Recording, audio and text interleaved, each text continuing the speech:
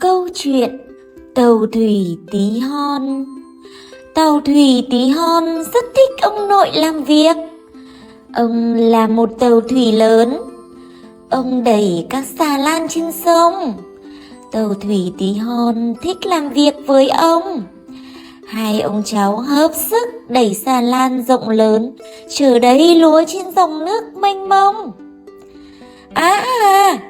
Một chiếc xuồng đang ngáng đường kia. Các xà lan thì quá lớn, mà tình thế lại quá cấp bách, không tránh kịp nữa rồi. Tàu thủy tí hon vội vươn lên trước ông, đẩy xuồng qua chỗ an toàn.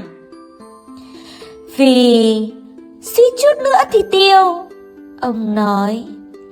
Cảm ơn nhé anh bạn, chiếc xuồng nói với người bạn mới.